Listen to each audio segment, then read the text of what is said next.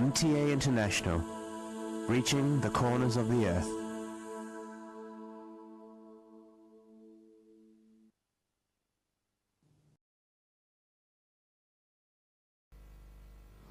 صلی علی رسولنا صلی علی محمد صلی علی نبینا صلی علی محمد صلی علی کریمنا صلی علی محمد صلی علی حبیبنا صلی علی محمد صلی علی امامنا صلی علی محمد صلی علی نبینا صلی علی محمد صلی علی رسولنا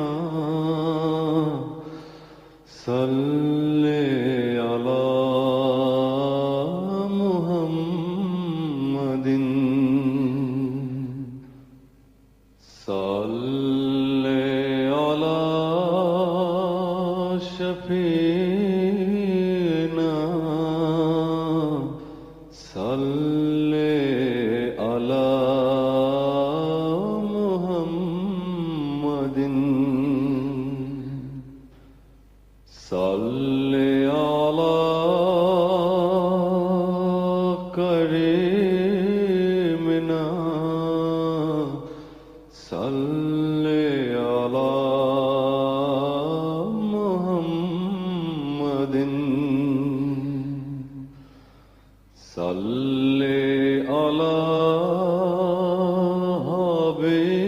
حبیبنا صلی علی محمد صلی علی امامنا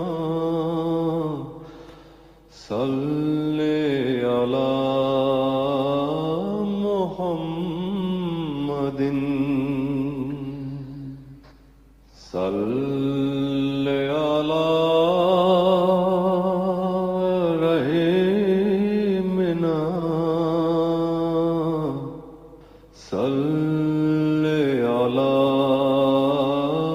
محمد صلی علی نبینا صلی علی محمد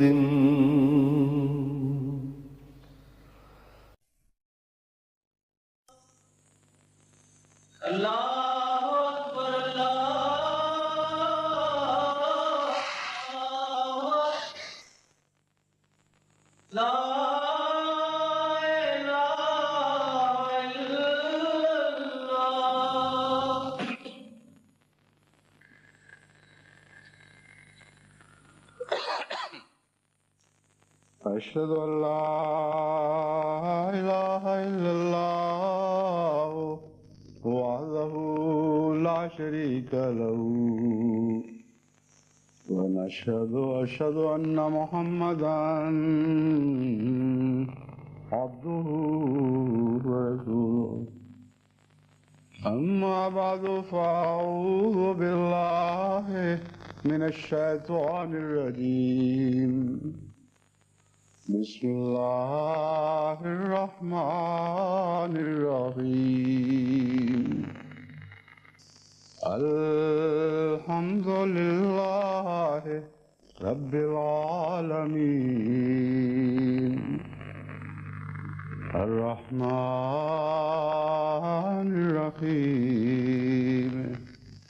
مالك يوم الدين إياك نعبد وإياك نستعين اهدنا الصراط المستقيم صراط الذين أنعمت عليهم غير المغضوب عليهم ولا الضالين.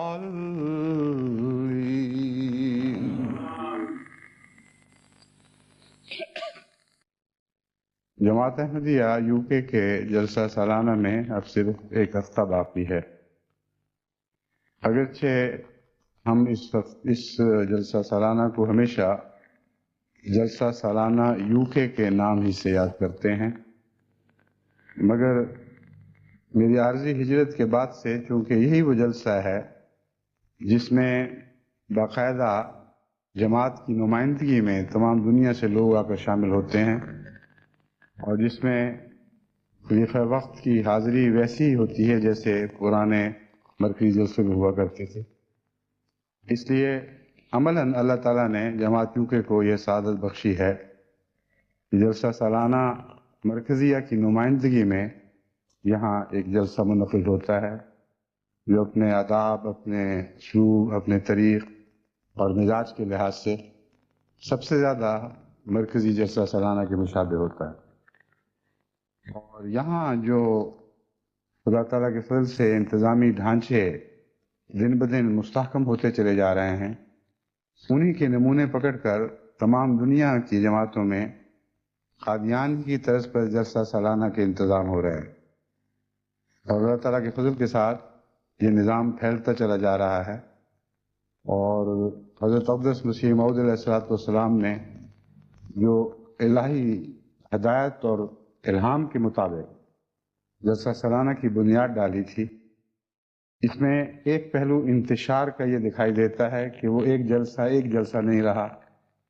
بلکہ 20، 25، 30 جلسوں میں تبدیل ہو گیا. اور وہ وقت دور نہیں کہ 130-134 جماعتیں جو اب تک قائم ہو چکی ہیں مختلف ملکوں میں، یعنی 130-134 ممالک میں جو جماعتیں قائم ہو چکی ہیں، ان سب میں انشاءاللہ تعالی اسی طرح مرکزی جلسے کے مطابق میں جلسے ہوا کریں گے. لیکن اس کے باوجود ایک فرق ہے، اور وہ مرکزی جلسے کی اپنی ایک سعادت اور امتیاز ہے جو اسی کو رہے گا. اس کے نمونے ہیں، اس کے ہم شکل جلسے ہیں جو پھیلتے چلے جائیں گے. یہ تو ایک انتشار فیض ہے جس کے نمونے ہم دنیا میں دیکھ رہے ہیں، اور جو انتشار فیض اللہ کے فضل کے ساتھ بڑھتا چلا جائے گا اور وسعت اختیار کرتا چلا جائے گا. ایک فیض کے انتشار کے بعد پھر ارتکاز ہے، یعنی مرکز کی طرف چیزوں کا لوٹ آنا اور اجتماعیت کی ایک عالمی شکل دکھائی دینا. وہ ارتکاز فیض خدا کے فضل سے اب مواصلاتی سیاروں کے ذریعے تمام دنیا کی جماعتوں کو نصیب ہو گیا ہے، اور اس جلسہ سالانہ پر یہ ارتکاز بڑی شان کے ساتھ جلوہ گر ہوگا، اور ساری دنیا کی احمدی جماعتیں خدا کے فضل سے اس سے استفادہ کریں گی. اس ضمن میں ایک نیا اضافہ یہ ہوا ہے کہ ریڈیو کے ذریعے تمام دنیا میں شارٹ ویو پر، یعنی 16 میٹر بینڈ پر یہ خطبہ ہر جگہ سنائی دے سکتا ہے. آسٹریلیا میں اس سے پہلے شکایت تھی کہ تصویری جو تصویر ہے ٹیلی ویژن کے ذریعے یہ پوری طرح صاف نہیں پہنچتی، اور بعض حصوں میں پہنچتی ہوگی، بعد میں نہیں پہنچتی تھی. لیکن 2-3 دن ہوئے مجھے آسٹریلیا سے ایک خط ملا ہے جس میں اس بات پر بہت ہی خوشی کا اظہار کیا گیا ہے کہ ریڈیو کے ذریعے ہم نے بالکل صاف خطبہ اسی طرح سنا ہے جیسے سامنے بیٹھے سن رہے ہوں. تو اب یہ ریڈیو کے ذریعے جو تعلق پھیل رہا ہے اس نے خلا پور کر دیے ہیں. تصویر ہر جگہ اس لیے نہیں پہنچ سکتی کہ اس کے لیے ڈش انٹینا کی ضرورت ہے، بڑے اہتماموں کی ضرورت ہے. ہر شخص کو ڈش انٹینا کے مرکز تک پہنچنے کی بھی توفیق نہیں مل سکتی. کچھ بیمار ہیں جو گھروں سے نکل نہیں سکتے، کچھ عورتیں اور بچے ہیں جن کے لیے ممکن نہیں ہوتا کہ باہر جا کر کہیں خطبے سن سکیں یا دیکھ سکیں. یہ جو بیچ کے خلات ہے یہ تمام کے تمام خدا کے فضل کے ساتھ ریڈیائی خطبات کے انتشار کے ذریعے پورے ہو چکے ہیں. اس ضمن میں ایک خط مجھے پاکستان کی جیل سے ایک اسیر راہ مولا کا موصول ہوا جس کا دل پر بہت گہرا اثر پڑا. انہوں نے لکھا کہ ہم پر اللہ کا بڑا احسان ہوا ہے، اب براہ راست ہم ریڈیو کے ذریعے آپ کا خطبہ سن رہے ہیں اور سن سکتے ہیں، اور اپنے اپنے سیلوں میں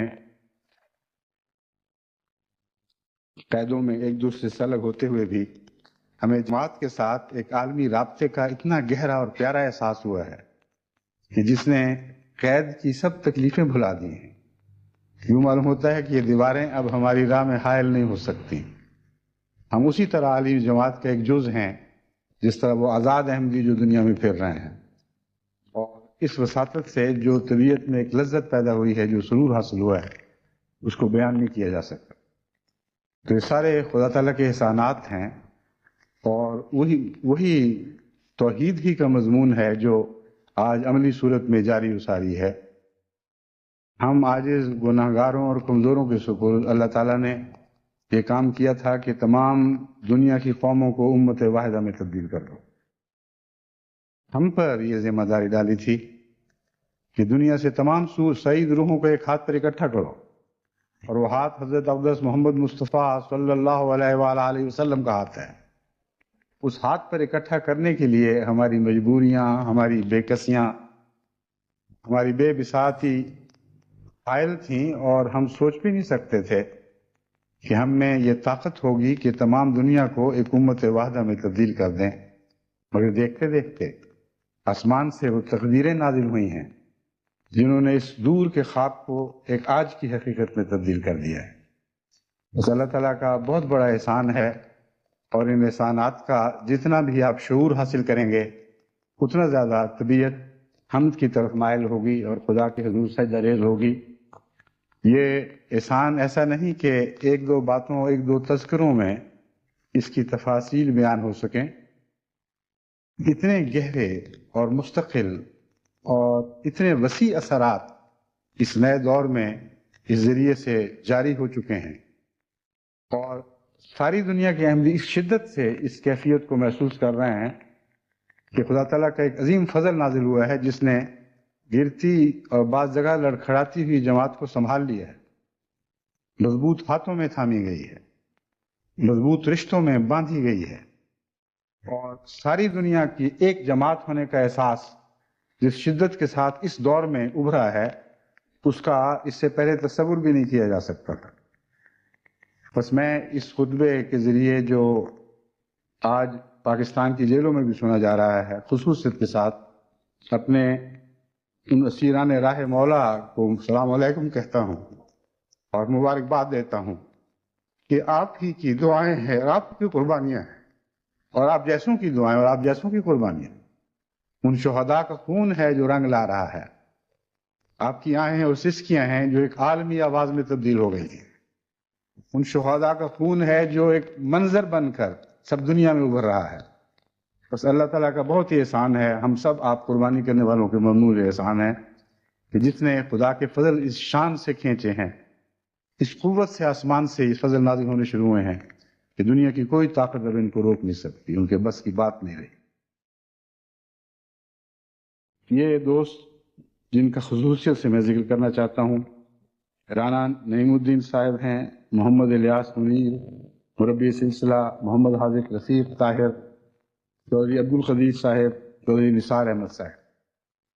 ان میں سے پہلے 3 تو شادی شدہ ہیں اور بچوں والے، اور باقی 2 آخری 2 یہ غیر شادی شدہ ہیں۔ 9 سال سے جیل میں ہیں، ان کے لیے خصوصیت سے دعائیں کریں۔ اللہ تعالیٰ ان کی ظاہری مشکل کے دن بھی کاٹ دے، جس طرح روحانی لذتوں کے سامان فرمائے ہیں، وہ آزادی کی ظاہری نعمتیں بھی ان کو عطا کر، جس میں ہم تو شریک ہیں مگر یہ شریک نہیں ہیں۔ اس کے بعد میں، جیسا کہ دستور ہے، آنے والے جلسے کی ذمہ داریوں سے متعلق منتظمین کو خصوصیت سے اور آنے والے مہمانوں کو بھی اور یہاں خدمت کرنے والے میزبانوں کو بھی مخاطب ہوتا ہوں۔ ان کی خدمت میں کچھ باتیں عرض کرنی چاہتا ہوں۔ یہ جلسہ، جیسا کہ آپ جانتے ہی ہیں، ایک عالمی جلسہ ہے، ایک خاص اعلیٰ مقصد کی خاطر منعقد ہوتا ہے، اور بہت سے لوگ بڑی تکلیفیں اٹھا کر، بہت اموال کا خرچ کر کے، اپنے اوقات صرف کرتے ہوئے اس جلسے کا انتظار کرتے ہیں اور بڑی امنگوں اور شوق سے اس میں شامل ہوتے ہیں۔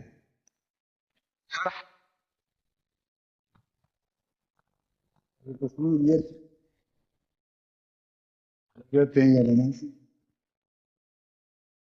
اس کے بالکل برعکس یہ تصویر ہے کہ ہم ایسے روحانی اجتماع میں شرکت کے لیے جا رہے ہیں جس کے نتیجے میں ہمیں عظیم باقی رہنے والی روحانی لذتیں عطا ہوں گی، پاک تبدیلیاں ہمارے اندر بھی رونما ہوں گی، اور لوگوں میں بھی ہم یہ تبدیلیاں رونما ہوتے ہوئے دیکھیں گے۔ یہ امر واقعہ جلسے میں یہ دونوں باتیں ہمیشہ بالکل صداقت کے ساتھ بین ہی اسی طرح پوری ہوتی، آنے والے وہ پاک تبدیلیاں ہوتی ہوئی محسوس کرتے ہیں، اور یہ محسوس ہونے والی تبدیلیاں ان کے چہروں پر، ان کے تبدیل ہونے والے آثار میں ظاہر ہوتی، اور دیکھنے والے محسوس کرتے ہیں کہ کچھ ہو رہا ہے، جو آئے تھے یہ وہ نہیں رہے بلکہ بدل کر جا رہے ہیں۔ بچپن سے میں جلسہ سالانہ میں شریک ہوتا آ رہا ہوں مختلف حیثیتوں سے، اور یہ احساس کسی تعلیم کا نتیجہ نہیں بلکہ ایک مسلسل مشاہدے کا نتیجہ۔ کبھی ایک دفعہ بھی مجھے یاد نہیں کہ جلسہ سالانہ میں شمولیت سے پہلے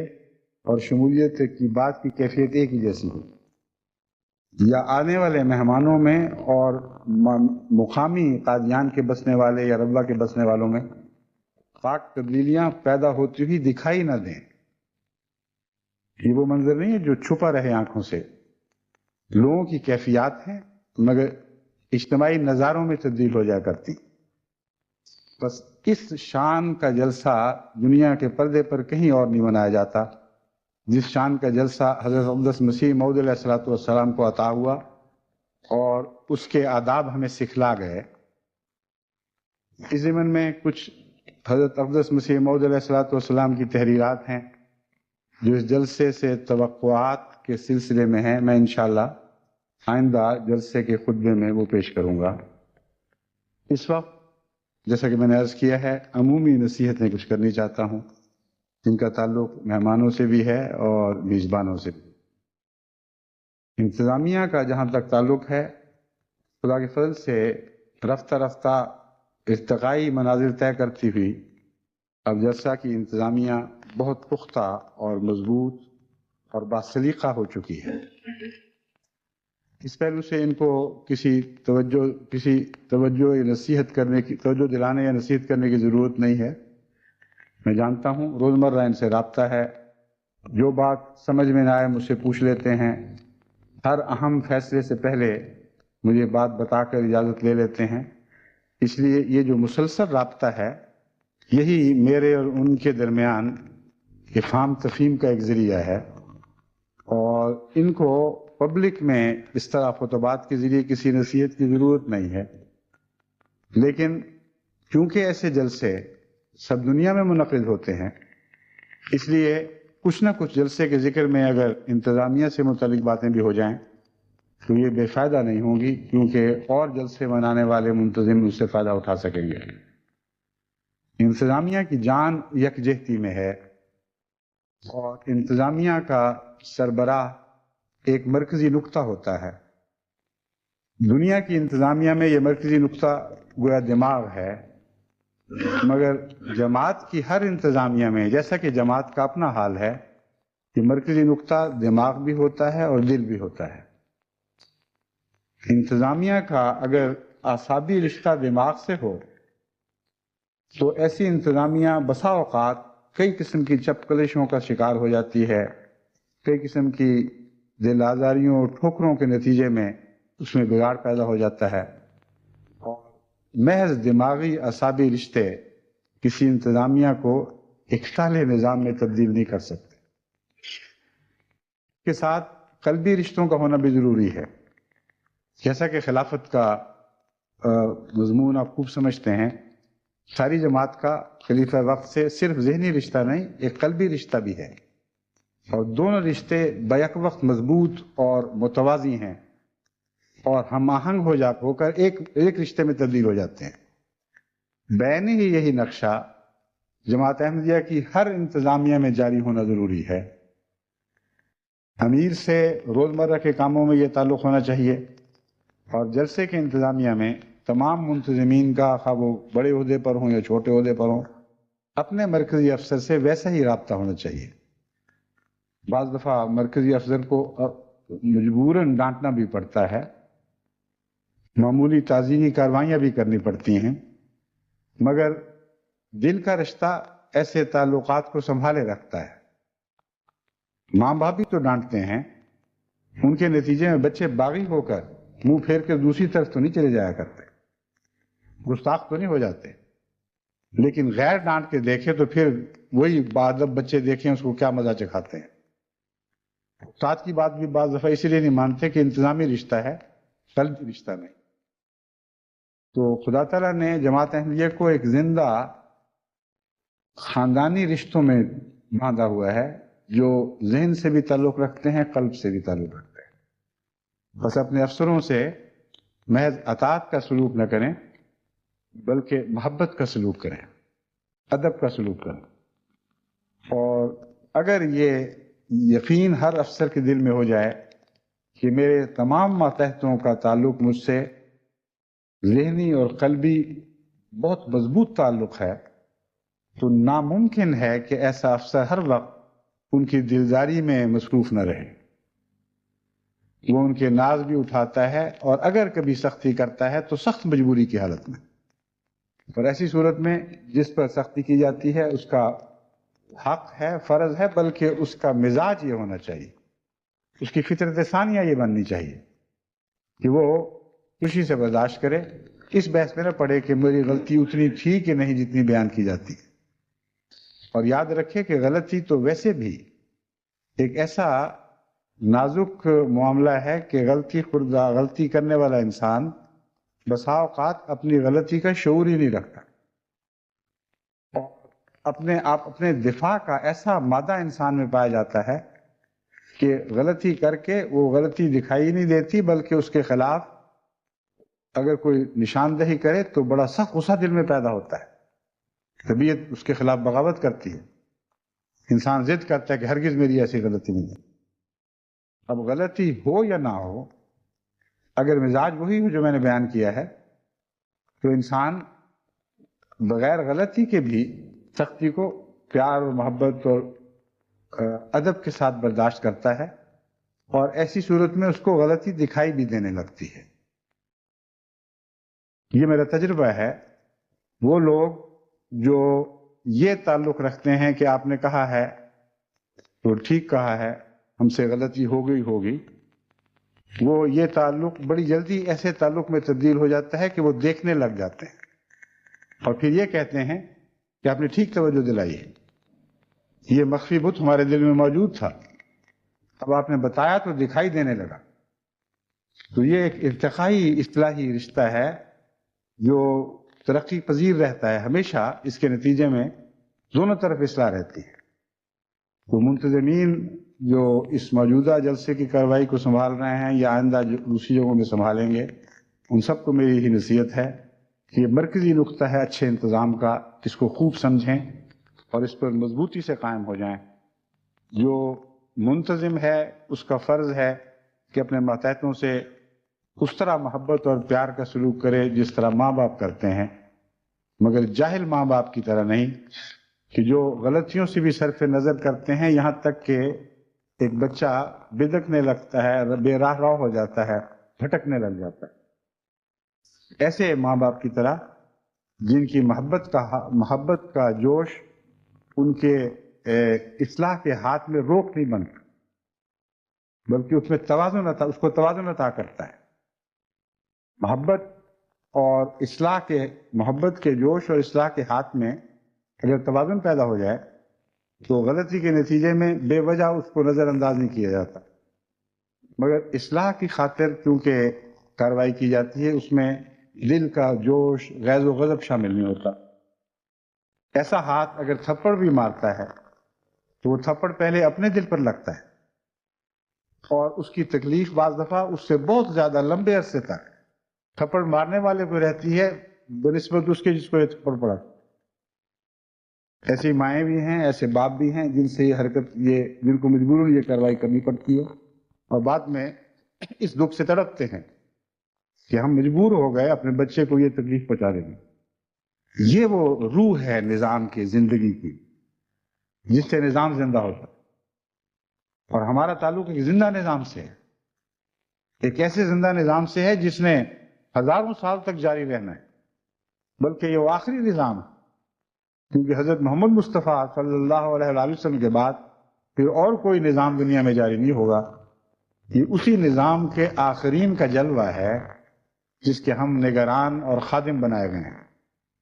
بس لمبی باتوں کی بجائے انتظامیہ کو صرف اتنا کہوں گا، اس مرکزی روح کو ہمیشہ اپنے پیش نظر رکھیں اور اپنی سوچوں اور اپنے اعمال میں اس کو جاری و ساری رکھیں، تو باقی سارے تفصیلی جھگڑے آسانی سے طے ہو جاتے ہیں، انتظام نہایت عمدگی سے جاری ہو جاتا ہے،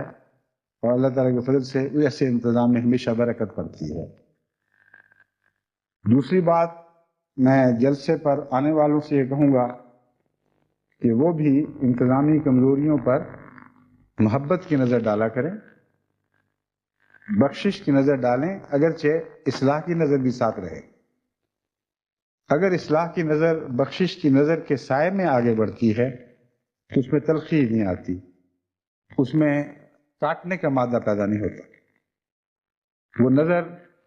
چبھتی نہیں ہے کسی کو۔ لیکن اگر کسی کی نظر میں محبت کا مادہ نہ ہو، اصلاح کا نہیں بلکہ تنقید کا مادہ ہو، اور محبت کے فقدان سے لازماً ہر نظر منفی تنقید میں تبدیل ہو جائے کرتی، اس کے نتیجے میں اصلاح تو نہیں ہوتی لیکن دل آزاریاں بہت ہوتی۔ قرآن کریم نے ایسی نظروں کا بھی ذکر فرمایا ہے، ایسی زبانوں کا بھی ذکر فرمایا ہے جو نفرت پر نہیں بلکہ محبت پر نہیں بلکہ نفرت پر مبنی ہوتی، اور اس کا نتیجہ سوائے ہلاکت کہ اور کچھ بھی نہیں نکلتا۔ تو ہم نے تو جو بھی سوچنا ہے، جو محسوس کرنا ہے، اس کے نتیجے میں جو ہمارا رد عمل ہونا ہے، وہ تمام بنی نوع انسان کی اصلاح کی خاطر ہونا ہے۔ اس لیے اپنے انتظام کو اپنا انتظام سمجھ کر اس کی کمزوریوں کی شرمندگی خود محسوس کریں، بجائے دوسروں کو شرمندہ کرنے کی۔ غیر کی نظر سے تنقید کرنے کی بجائے یوں محسوس کریں جیسے آپ اپنے وجود پر تنقید کر رہے ہیں، اور پھر اس میں حصہ ڈالیں اصلاح میں، اور ادب کے ساتھ، محبت کے ساتھ ان لوگوں کو توجہ دلائیں، اس روح کے ساتھ توجہ دلائیں جس کا ذکر حضرت اقدس محمد رسول اللہ صلی اللہ علیہ وآلہ وسلم نے یوں فرمایا ہے کہ المومن مرآۃ المومن، مومن دوسرے مومن کا شیشہ ہوتا ہے، جب بھی کوئی اس کو دیکھے خاموش زبان سے سچائی کے ساتھ اس کی کیفیت بیان کر دیتا ہے، مگر تان و تشریح نہیں ہوتی۔ بس وہ شیشہ جو صاف گو ہو، لوگ اس کو توڑ تو نہیں دیا کرتے، نہ وہ کسی کا دل توڑتا ہے، بلکہ لوگوں کو اور زیادہ پیارا ہوتا ہے. لیکن وہی شیشہ اگر دوسروں کو عیوب دکھانے لگ جائے تو ایسے شیشے کو تو لوگ جہنم میں پھینک دیں، ایک پوڑی کی بھی اس کی قدر نہ رہے. بس مومن ایک دوسرے کا بھائی ہے، اس نظر سے تنقید کریں جیسے حضرت اقدس محمد رسول اللہ صلی اللہ علیہ وآلہ وسلم نے شیشے کی تمثیل سے ہمیں سمجھائی ہے، اور اس میں تاخیر نہ کیا کریں.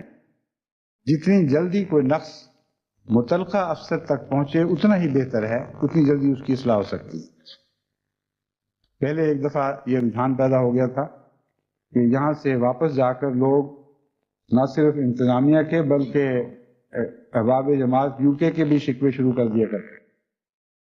اور لمبے لمبے خط تنقیدی آ جایا کرتے تھے. وہ باتیں میں ان تک پہنچاتا تھا اصلاح کی نیت سے، مگر مجھے اس سے ہمیشہ تکلیف پہنچتی تھی دو طرح سے. ایک تو یہ کہ یہ کوئی اچھا کردار نہیں ہے کہ انسان ایک نقص کو دیکھے اور اس کو دل میں پال لے، دور کر سکتا ہو اور نہ کرے، اور باہر جا کر نہ صرف اس کو مجھے اطلاع دے کہ یہ باتیں وہاں ہوئیں، یہ کوئی جلسہ تھا، اس میں یہ خرابیاں تھیں، بلکہ مجالس میں ان باتوں کو بیان کرتا پھر. ایسے شخص کی تنقید اسی طرح کی تنقید ہے جیسے بعض زبانوں کا قرآن کریم میں ذکر ملتا ہے. صرف مقصد یہ ہے کہ دلوں کو کاٹیں اور چرکے لگائیں، اور کوئی بھی اس کا فائدہ حاصل نہیں ہوتا. جب کسی خرابی کو دیکھو، حضرت اقدس محمد رسول اللہ صلی اللہ علیہ وآلہ وسلم کا یہ فرمان ہے کہ ایمان کا اتنا اظہار تو کرو کہ اس کو ناپسند کرو، لیکن یہ اول ایمان کی نشانی نہیں ہے. اول ایمان کی نشانی یہ ہے کہ اگر اس کو ہاتھ سے دور کر سکتے ہو تو دور کرو، اگر زبان سے اس کی اصلاح کر سکتے ہو تو کرو. یہ دو باتیں نہ ہو سکیں تو پھر دل میں رکھو، پھر پروپیگنڈے کا کوئی حق نہیں. پھر دل کی تکلیف کو دعاؤں میں بے شک بدل دو، اس سے بھی فائدہ پہنچتا ہے. لیکن یہ کہ اس دل کو ایک کینہ بنا لو، بغض بنا لو، تحقیر کا نشانہ اس کے نتیجے میں منتظمین کو بناؤ، اور سمجھو کہ خدمت کرنے والے تو بڑے جاہل اور بیوقوف تھے، ہمیں دکھائی دے رہا تھا کہ یوں ہونا چاہیے اور یوں نہیں ہونا چاہیے. یہ مخفی تکبر ہیں جو ظاہر ہو جایا کرتے ہیں ایسے لوگوں پر، لیکن بنیادی طور پر ایک متکبر کا رد عمل یہ ہوا کرتا ہے. جماعت احمدیہ تو متکبرین کی جماعت نہیں ہے، اس میں تکبر کو کوئی جا نہیں. بس انکسار کے ساتھ، محبت اور خلوص کے ساتھ تنقید اس طرح کریں جیسا کہ رسول اللہ صلی اللہ علیہ وسلم نے فرمایا ہے. ہاتھ سے دور کر سکیں تو دور کریں. بعض جہلا اس کا یہ مطلب سمجھتے ہیں کہ کوئی شخص کوئی حرکت کر رہا ہے، ایک عورت ہے جو پردہ نہیں کر رہی، اس کو زبردستی اس کی چادر کھینچ کے منہ پہ ڈال دو، یہ زبان سے اس کو سختی سے کہو وہ بیٹے کیا کر رہی ہو تم، خبردار چہرہ چھپاؤ. یہ بدتمیزیاں ہیں، یہ اس روح کے بالکل منافی اور مخالفانہ بات ہے جو روح حضور اکرم صلی اللہ علیہ وآلہ وسلم کے ارشاد میں ملتی ہے. آپ اس طرح تو نہیں مکے کی گلیوں میں چلا کرتے تھے، بڑی مکروہات دیکھا کرتے تھے، بہت بری باتوں کو سننا پڑتا تھا. کہ کیسے ممکن ہے کہ آپ دوسروں کو وہ نصیحت کریں جس پر خود عمل پیرا نہ ہو. کب پکڑ پکڑ کے عورتوں کی چہرے ڈھانپا کرتے تھے، کب پکڑ پکڑ کے لوگوں کی شلواریں اونچی کیا کرتے تھے. یہ محض جہالت کی باتیں ہیں جو بڑی گستاخی ہے کہ حضور اکرم صلی اللہ علیہ وآلہ وسلم کے فرمان کی طرف منسوب کی جا رہی. ہاتھ سے درست کرنے کا مطلب یہ ہے کہ گندی نالی ہے، چند لوگ کام کر رہے ہیں، آپ اس کو صاف کریں، اور اگر نہیں بھی کر رہے تو صرف برا نہ بنائیں، اس گند کو اپنے ہاتھ سے اٹھا کر دور کرنے کی کوشش کریں. جلسے کے انتظام ہو رہے ہیں، وہاں دیکھ رہے ہیں کہ ایک جگہ خدمت کرنے والوں کی ضرورت ہے، خرابی پیدا ہو رہی ہے، اگر آپ دوڑ کر اس موقع پر آگے بڑھ کر اس خدمت میں حصہ نہیں لیتے تو حضرت صلی اللہ علیہ وآلہ وسلم کے اس ارشاد کے مطابق ایمان کی اعلیٰ حالت پر قائم نہیں ہیں. بس وہ خرابیاں مراد ہیں جو معاشرے کی ایسی خرابیاں ہیں جس میں معاشرہ مدد طلب کرتا ہے، جس میں انسانی فطرت مطالبہ کرتی کہ آؤ اور شوق سے حصہ لیں. یہ وہ مواقع ہیں جن کا اس حدیث سے تعلق ہے اور ہر ایسے موقع پر خدمت میں آگے بڑھنا اور برائیوں اور خرابیوں کو اپنے ہاتھ سے دور کرنا، ان معنوں میں کہ جہاں عرف عام میں یہ بات بد اخلاقی اور بدتمیزی نہ ہو، غیروں کے معاملے میں دخل اندازی نہ ہو، بلکہ معاشرے کا گویا تقاضا ہے کہ میری مدد کرو۔ ایک بیمار اگر سہارے کا محتاج ہے اور دوڑ کر آپ سہارا نہیں دیتے تو آپ اس حدیث کی روح کو نہیں سمجھتے۔ جب دوڑ کر سہارا دیتے ہیں تو پھر یہ وہ مداخلت ہے جو بے جا مداخلت نہیں، انسانی فطر اس کا تقاضا کرتی۔ بس اس روح کے ساتھ جلسہ سالانہ میں شرکت کرنی چاہیے۔ تنقید کرنے والوں کو میں ابھی تک مخاطب ہوں، اسی گروہ کو جن کا پہلے ذکر کیا تھا کہ وہ باہر بیٹھ کر تنقیدیں کرنے کا تو کوئی حق نہیں رکھتے، زیادہ سے زیادہ دل میں برا منانے کا حق ہے۔ اول روح پر کیوں قائم نہیں ہوتے؟ جو کمزوریاں دیکھتے ہیں ان کو دور کرنے میں مدد کیا کریں۔ منتظمین کی خدمت میں حاضر ہوں، ان سے کہیں ہم نے یہ بات دیکھی ہے، ہو سکتا ہے آپ کی استطاعت میں نہ ہو، انتظامی کمزوری کارکنوں کی کمی کی وجہ سے ہو، تو ہم حاضر ہیں، ہم سے کام لیں۔ اور خدا کے فضل سے قادیان کے زمانے سے بھی مجھے یہی یاد ہے، اور ربوہ میں بھی یہی، کہ ہمیشہ اللہ کے فضل سے جماعت کی اکثریت اسی روح کے ساتھ خرابیوں کو دور کیا کرتی۔ پھر زبان سے دور کرنا اس روح کے منافی نہیں ہونا چاہیے جو روح آئینے کی روح ہے۔ ایک طرف آئینے کی تمثیل ہے، وہ بھی تو حضرت اقدس محمد مصطفیٰ صلی اللہ علیہ وآلہ وسلم کے مبارک کلمات ہیں، اور ایک طرف زبان سے بدی کو روکنا ہے۔ ان دونوں کے درمیان دو صورتیں دکھائی دیتی ہیں۔ ایک تو یہ کہ مومن غلطی کر رہا ہے، کیونکہ وہاں مومن کو مومن کا بھائی قرار دیا گیا ہے۔ ایسی صورت میں اس غلطی کو اسی طرح ادب سے چھپا کر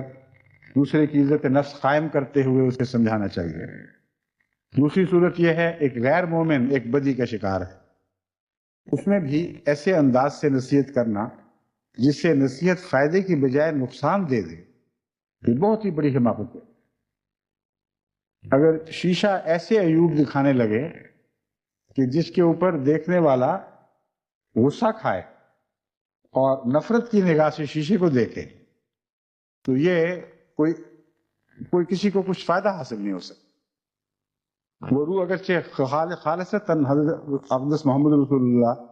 صلی اللہ علیہ وآلہ وسلم نے مومن اور مومن کے درمیان رشتے کی شکل میں بیان فرمائی ہے، مگر مومن کا ایک فیض عام بھی تو ہے۔ اس فیض عام کے تابع یہ ہدایت ہے کہ دوسروں کو بھی نصیحت کرو، غیروں کو بھی نصیحت کرو، اور وہ اسی طرح کرو جس طرح حضرت محمد رسول اللہ صلی اللہ علیہ وآلہ وسلم خود کیا کرتے تھے۔ ایک بھی واقعہ ایسا نہیں کہ حضرت صلی اللہ علیہ وآلہ وسلم نے نفرت کی نگاہ سے دیکھا ہو اور تیز زبان سے نصیحت کی۔ ساری سیرت کا مطالعہ کر لیں،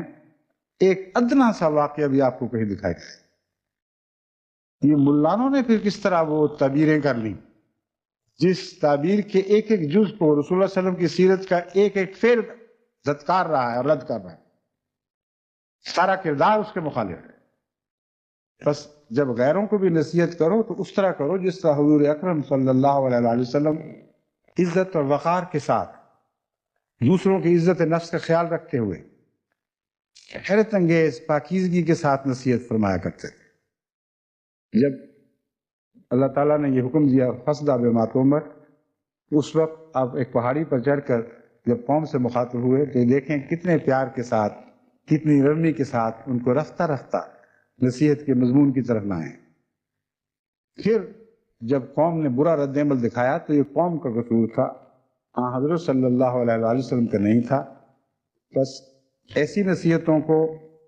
اختیار کرنا جس سے لوگ متنفر ہوں اور دور بھاگیں، یہ سنت نہیں ہے، یہ مخالفین محمد مصطفیٰ صلی اللہ علیہ وسلم کا کردار ہے جسے ہم کسی صورت اپنا نہیں سکتے۔ بس جلسے میں بھی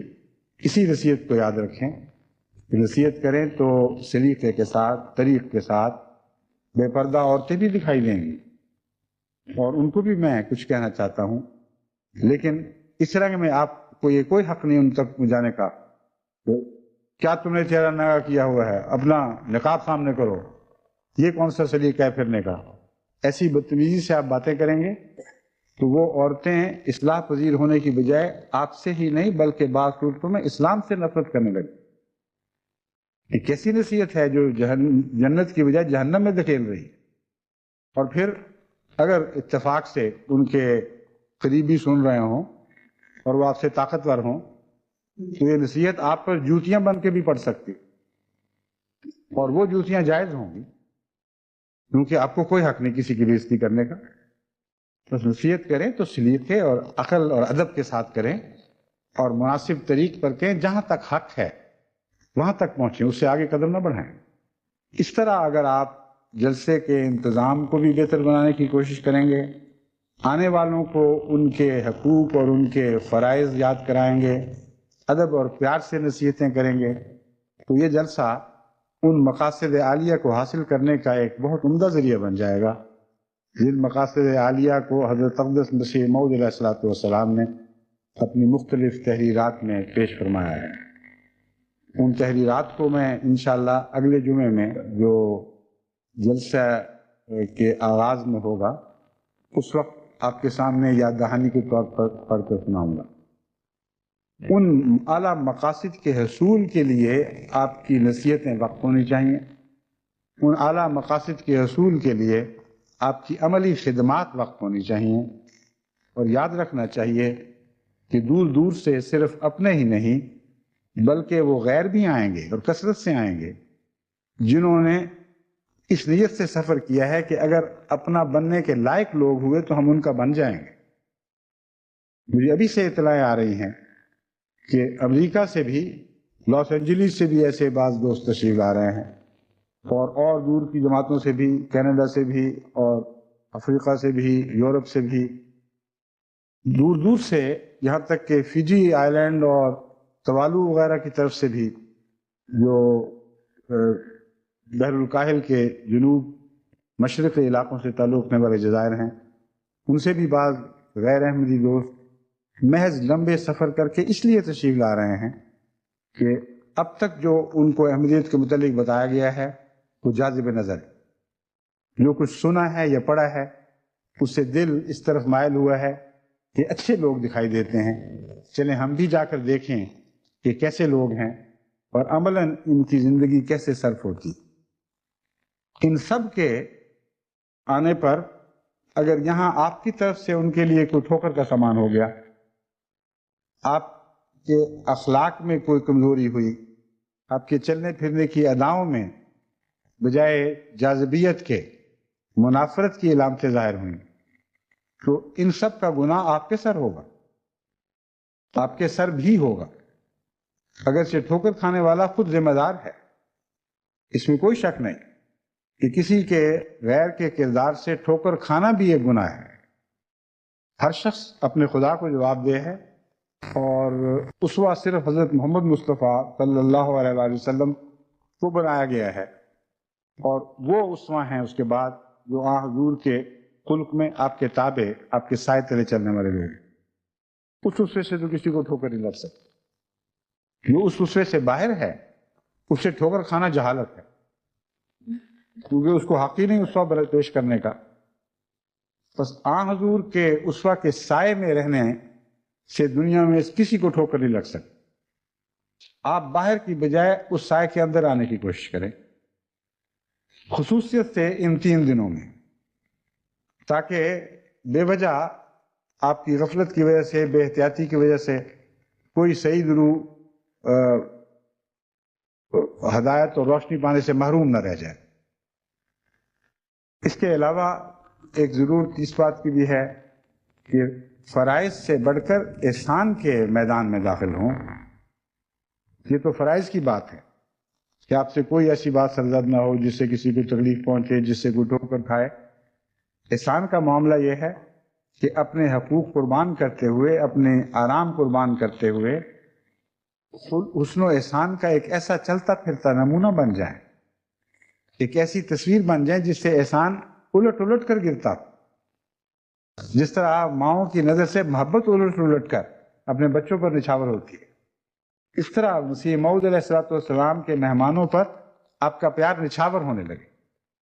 آپ کی آنکھوں سے بہتا ہوا چھلکتا ہوا دکھائی دے، آپ کے اعمال اور کردار سے ظاہر ہو کہ آپ ان لوگوں پر فدا ہیں، ان پر قربان ہیں، ان کی خدمت کرنا چاہتے ہیں۔ اس رنگ میں تمام شرکائے جلسہ، خواہ وہ انگلستان کے میزبان ہیں یا آنے والے مہمان ہیں، یہ سارے ہی حضرت مسیح موعود علیہ السلام کے جلسے کے میزبان بن جائیں گے،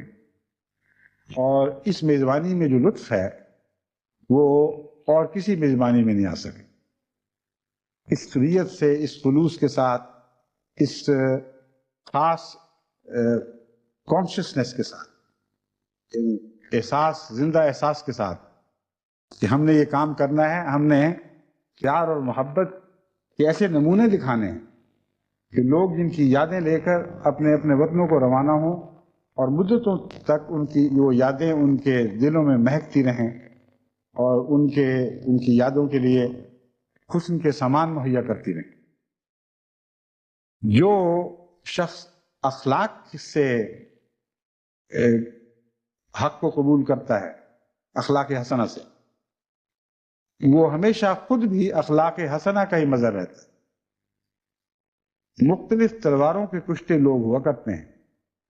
ہر تلوار اپنا نشان چھوڑ جایا کرتی، اس بات کو آپ خوب یاد رکھیں۔ اگر ایک مولوی کے ذریعے کوئی مسلمان ہوگا تو اس کے اندر مولویت ضرور پائی جائے۔ ہر ہتھیار اپنا ایک نقش چھوڑتا ہے، اور بعد میں اگر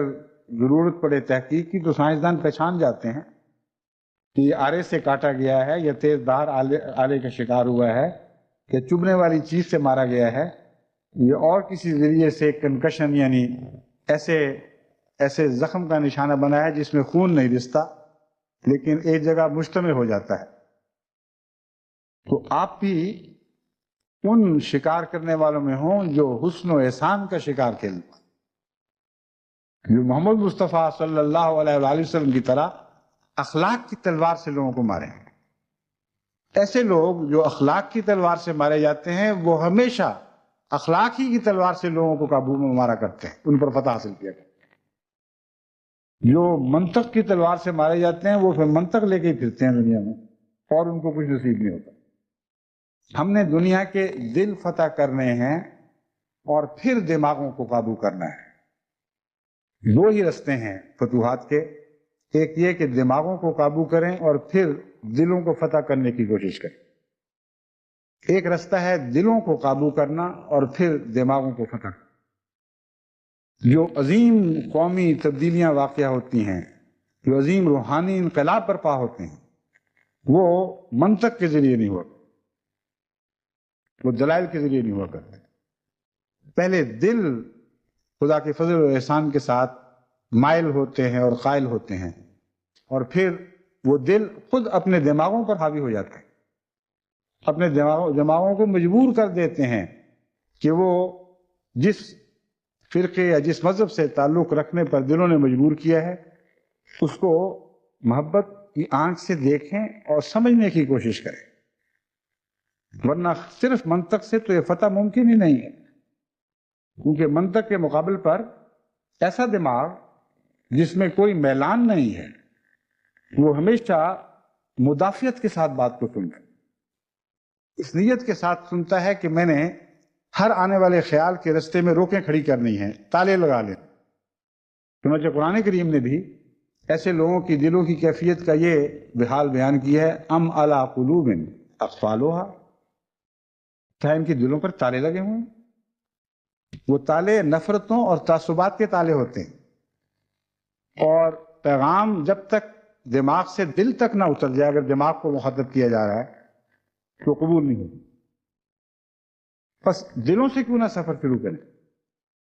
جو خود اپنے تالے توڑیں گے، جن کی برقی رو دماغ کو متاثر کرے گی، اور اپنے دل کی بات سننے کے لیے ہر دماغ تیار رہتا ہے، بلکہ دل کو دماغ پر ایک فوقیت حاصل ہے جس کے نتیجے میں بعض دفعہ نقصان بھی ہوتے ہیں، مگر اکثر اوقات اللہ تعالیٰ کے فضل و احسان سے اس سے فوائد حاصل کیے جا سکتے ہیں۔ جتنے بھی دوست احمدی ہوتے ہیں اور مجھ سے ملتے ہیں، میں ان سے پوچھتا ہوں کیسے ہوئے، تو بسا اوقات میں نے یہی جواب سنا ہے، بڑی بھاری اکثریت کا یہ بیان ہوتا ہے کہ ہم فلاں کے حسن اخلاق سے متصل۔ ہمارے دفتر میں 20 آدمی کام کرتے ہیں، ایک وہ بھی ہے جس کا جماعت احمدیہ سے تعلق ہے، اس کا اٹھنا بیٹھنا، اس کا رہنا سہنا، اس کی گفتگو کے انداز، اس کے میل جول، اس کا ایک دوسرے کے ساتھ سلوک بالکل مختلف تھا، اور ہم سوچتے تھے کہ یہ کیسا شخص ہے، کیا چیز ہے۔ اس کی ذات میں ہم دلچسپی لینے لگے، تو دین میں دلچسپی لینا گویا کہ ایک طبی قدم تھا جو اس کے بعد آنا ہی آنا تھا۔ اور یہ بات جیسا کہ میں نے بیان کیا ہے بھاری اکثریت پر صادق آتی ہے۔ جن علاقوں میں کثرت سے جماعت پھیل رہی ہے وہاں بھی حقیقت یہ ہے کہ پہلے نیک شہرت نے جماعت کی عمومی تصویر کو دلکش بنا دیا، اور بظاہر یہ لگتا ہے کہ مبلغ گئے ہیں، دلیلیں دی ہیں اور ہزاروں لوگ احمدی ہو گئے۔ ان مبلغین کو یہ بات بھولنی نہیں چاہیے کہ جماعت کی ایک عمومی بہت ہی حسین تصویر 50 یا 100 سال کی قربانیوں کے نتیجے میں اس ملک میں ابھری ہے، اور مسلسل لوگ اس تصویر کو دیکھتے تھے اور اچھا محسوس کرتے تھے، مگر دیگر عوامل ایسے حائل تھے جس کے نتیجے میں جرأت نہیں ہوتی تھی، لیکن دل کے اندر یہ بات موجود تھی کہ یہ اچھے لوگ، چاہے جتنا مرضی ہم ان کو برا کہیں یا سمجھیں، ہیں یہ اچھے لوگ۔ اس کے نتیجے میں پھر وہ فطرت آمادہ تھی، مزاج اس کے لیے تیار بیٹھے تھے، تب جب جانے والے گئے اور ان کو نصیحت کی تو ایسے کانوں نے نصیحت سنی وہ پہلے ہی قبول کرنے کا میلان رکھتے تھے۔ کچھ یہ بھی ہے اور کچھ یہ بھی ہے کہ بعض قوموں کو خدا تعالیٰ نے یہ سعادت بخشی ہے کہ جب وہ کوئی سچی بات کہہ رہا ہو جس کو دل سے ایک تائید حاصل ہو چکی ہے، کہنے والے کا دل اس کی بات کی پشت پرائی پہ کھڑا ہو، پشت پرائی کر رہا ہو، تو یہ کیسا مضمون ہے جو تفصیل سے بیان تو نہیں کیا جا سکتا لیکن محسوس کیا جا سکتا۔ ایک نصیحت کرنے والا ہے جس کی بات عقل سے تعلق رکھتی ہوگی لیکن اس میں دل نہیں شامل ہوتا، وہ جذبہ نہیں داخل ہوتا جو اس بات کو ایک قوت بخشتا ہے۔ بس یہ بھی ایک ذریعہ ہے میلان کا، لیکن بنیادی بات وہی ہے، دل کی بات کو دل پسند کرتا ہے، اور جب محسوس کرتا ہے کہ بات دل سے نکلی ہوئی ہے تو اچانک رجحان تبدیل ہو جاتا ہے۔ بس ان رپورٹوں میں جو کثرت سے بہت کامیاب تبلیغوں سے متعلق ملتی ہیں، ایک یہ مضمون بھی بار بار دکھائی دیتا ہے کہ فلاں نے ہم سے یہ سلوک کیا، فلاں سرداروں نے ہمیں دھتکار دیا، رد کیا، مخالفانہ حرکتیں کی، مگر ہمارا دل مانتا ہی نہیں تھا کہ ان کو چھوڑے۔ خطرات بھی پیش آئے لیکن ہم نے بالکل پرواہ نہیں، ہم نے کہا ہم تو تمہیں ایک سچی بات پہنچانے کے لیے آئے ہیں، پہنچا کر چھوڑیں گے۔ آخر اچانک ایسی کیفیت پیدا ہوئی کہ وہ لوگ جو مخالفت پر آمادہ تھے، بات سننے کے لیے تیار نہیں تھے، اچانک انہوں نے دل و دماغ کے دروازے کھول دیے، صد مرحبا کہا، قبول کیا، خدمتیں کی اور اپنی گستاخی پر معذرتیں کی۔ تو معاملات دل ہی کے ہیں دراصل۔ بس دل جیتنے کے لیے جس حسن و احسان کی ضرورت ہے اس کے جلوے اس جلسے کے میدان میں کثرت سے دکھے، اور حسن و احسان دکھانے کی بات جب میں کرتا ہوں تو اس میں ایک چھوٹی سی ایک غلطی بھی شامل ہو گئی ہے۔ دراصل حسن و احسان دکھانے کے لیے کیا نہیں جاتا، حسن و احسان انسانی فطرت سے چھلکا کرتا ہے۔ قرآن کریم نے ان مضامین کو لطیف اشاروں کی صورت میں ہمیں سمجھایا ہے۔ چنانچہ قرآن کریم فرماتا ہے سیماہم فی وجوہہم من اثر السجود۔ اب یاد کرو، رکھو کہ وہ سجدے جن کا ذکر چل رہا ہے یہ چھپ کر، دنیا سے چھپ کر خدا کے حضور راتوں کو اٹھ کر کیے جانے والے سجدے ہیں۔ کوئی دنیا میں ان کو دیکھ نہیں رہا ہوتا، کسی کے وجود، اس کے فرشتوں کو بھی خبر نہیں ہوتی کہ کہاں کون خدا کا بندہ اس طرح خدا کے حضور سجدہ ریز، لیکن وہ دل کی نیکی جو خدا تعالیٰ کی کامل اطاعت کے نتیجے میں پیدا ہوتی ہے وہ پھر اندر رک نہیں سکتی، وہ چہروں سے علامتیں بن کر چھلکنے لگتی، نمایاں روشنی کی صورت میں جگمگانے لگتی۔ اسی کی طرف خدا نے اشارہ فرمایا سیماہم فی وجوہہم من اثر السجود، تو آخری بات یہی ہے کہ سجود کے ذریعے اپنے اندر حسن و احسان پیدا کریں۔ اور جب سجود کی بات کرتا ہوں تو لازماً آخری نصیحت یہی ہے کہ عبادتوں کی طرف خاص توجہ اور خاص انہماک کے ساتھ نظر رکھیں اور عبادت میں اس رنگ میں سرواں کریں کہ وہ جو آپ کے وجود کا ایک فطری حصہ بن چکی۔ کئی قسم کے لوگ وہاں آئیں گے، کئی ایسے ہوں گے جو عبادتوں میں کمزور ہوں گے، ان کو میں یہ نہیں کہہ سکتا کہ لوگوں کو دکھانے کے لیے عبادت کریں، کیونکہ عبادت تو صرف خدا کو دکھانے کے لیے کی جاتی ہے، مگر وہ لوگ جو سچ مچ عبادت کے واقف ہو چکے ہیں، عبادت کے اسرار سے ان کو آشنائی ہے، ان کو میں کہتا ہوں کہ ان کے اندر خدا نے حسن و احسان کا مادہ پیدا کر دیا ہے، وہ خود بخود ان کے دلوں سے پھوٹ رہا ہو۔ دعائیں کرتے رہیں اور اپنے ان کمزور ساتھیوں اور بھائیوں اور بہنوں کو توجہ دلاتے رہیں کہ وہ بھی عبادت کریں، وہ بھی سجدے کریں، کیونکہ عبادت اور سجدوں کے نتیجے میں حقیقت میں مومن کے اندر وہ پاک تبدیلیاں پیدا ہوتی ہیں جو ساری دنیا میں حسن و احسان بن کر پھیلتی ہیں اور دنیا کے قلوب کو فتح کرتی ہیں۔ بس عبادت کی توجہ اس لیے بھی ضروری ہے کہ بہت سے آنے والے ایسے ہیں جنہوں نے نئی نئی احمدیت قبول کی ہوگی۔ عبادت پر لوگوں کو توجہ دلانا کوئی منافقت نہیں ہے، کوئی دکھاوا نہیں ہے،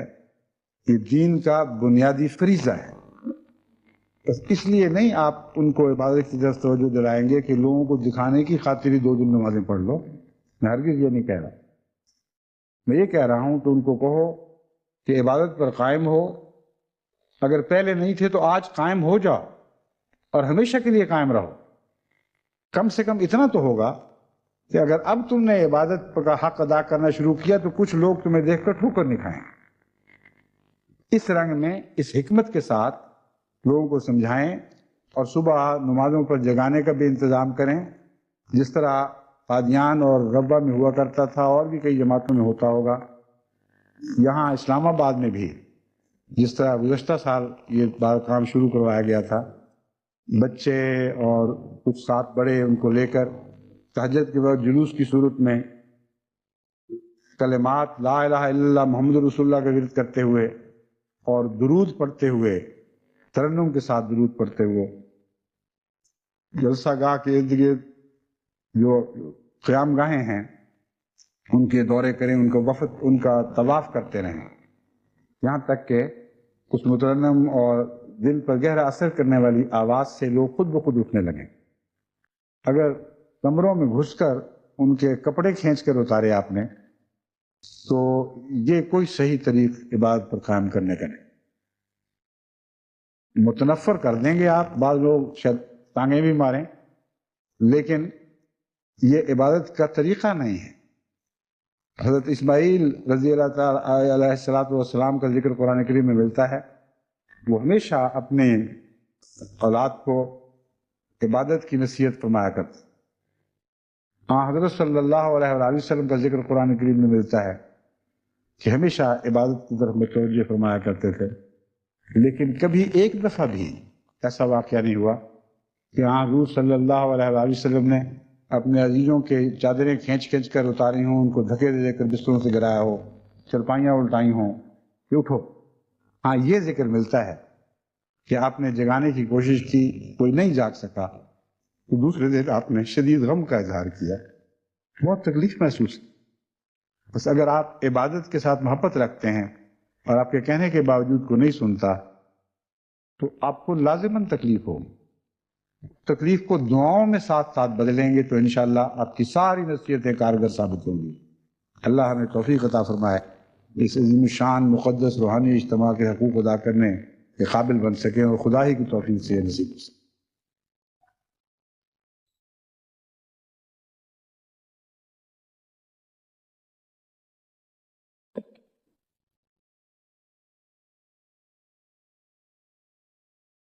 الحمد لله نحمده ونستعينه ونستغفره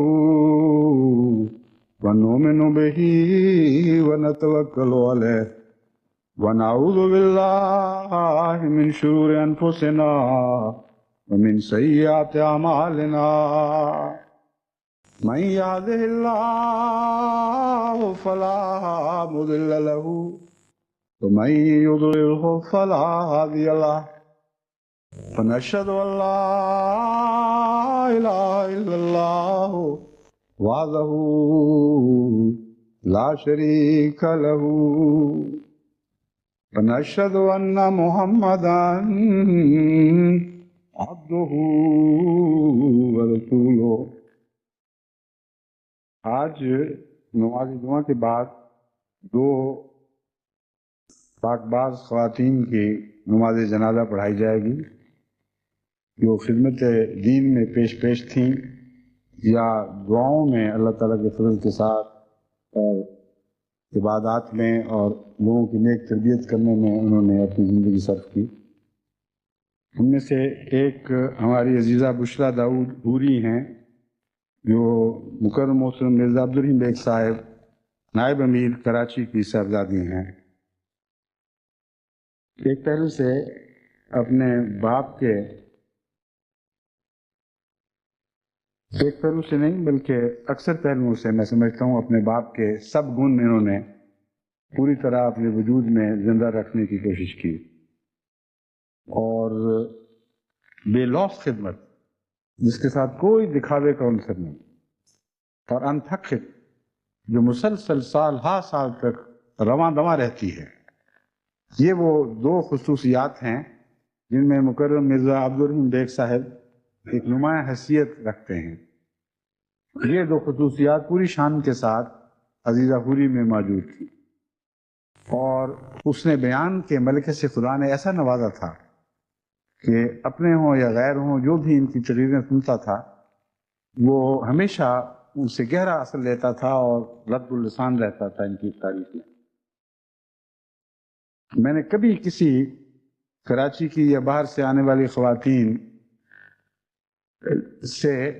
کراچی کی خاتون سے یا باہر کی خاتون سے کبھی ایک لفظ بھی ان کے کردار کے خلاف نہیں سنا. محبت کے ساتھ لجنہ کے فرائض سر انجام دینے والی لیکن جو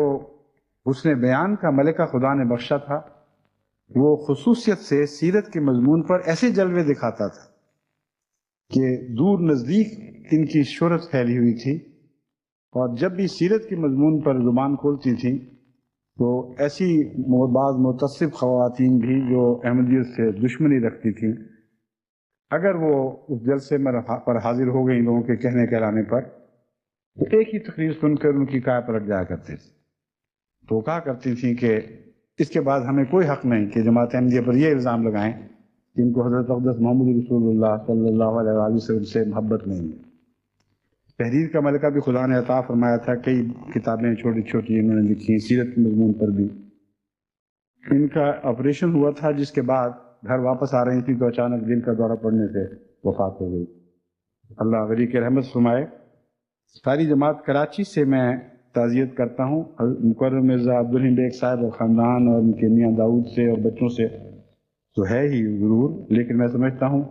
ساری جماعت کراچی تعزیت کی محتاج ہے اور لجنہ معاوضہ کراچی خصوصیت سے تعزیت کا حق رکھتی ہے. سب دنیا کی عالمگیر جماعتوں کی طرف سے میں یہ تعزیت کا پیغام ان کو پہنچاتا ہوں. اللہ غریق رحمت فرمائے. اور جس سیرت کے بیان پر انہوں نے اپنی زندگی صرف کی خدا تعالیٰ اس سیرت کے فیض سے ان کے بچوں کو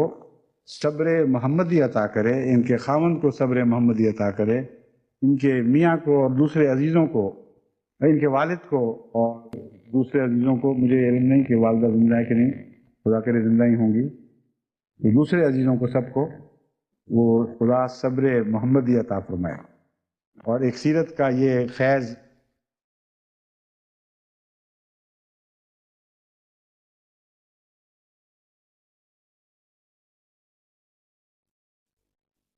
مبلغ ہندوستان کے مبلغ نسیم احمد باجوہ کی والدہ چک پنیار کے چودھری حاکم علی صاحب کی صاحبزادی تھیں. ان کا نام سلیمہ تھا، اہلیہ چودھری محمد شریف صاحب باجوہ مرحوم، جو حفاظت خاص کے عملے میں بھی شامل رہے اور غیر معمولی طور پر حضرت مسلم موعود سے اور بعد میں حضرت خلیفۃ المسیح ثالث سے گہری محبت رکھنے والے تھے۔ 19 جون کو ان کا بھی دل کے حملے سے انتقال ہوا۔ ان کی 2 بیٹے اور 4 بیٹیاں ہیں، اور ایک بیٹی ہمارے مخلص احمدی دوست، انگریز احمدی دوست مظفر لاکھ سے بھی آئی ہوئی ہیں۔ ان سب کے لیے بھی میں دعا کی تحریک کرتا ہوں، اور ان سب کو بھی میں ان کی اس خطبے میں تعزیت کرتا ہوں۔ نماز جمعہ کے بعد انشاءاللہ ان کی نماز جنازہ پڑھائی جائے گی، اور ان کے ساتھ ہی بعض اور احمدی مرحومین کی نماز جنازہ پڑھائی جائے گی، جن کا ذکر پہلے غالباً کیا جا چکا ہے، اعلان کر دیا۔ عباد اللہ رحمکم اللہ، ان اللہ یامر بالعدل والاحسان وایتاء ذی القربى وینہی عن الفحشاء والمنکر والبغی یعظکم لعلکم تذکرون۔ اذکروا اللہ یذکرکم وادعوہ یستجب لکم ولذکر اللہ اکبر۔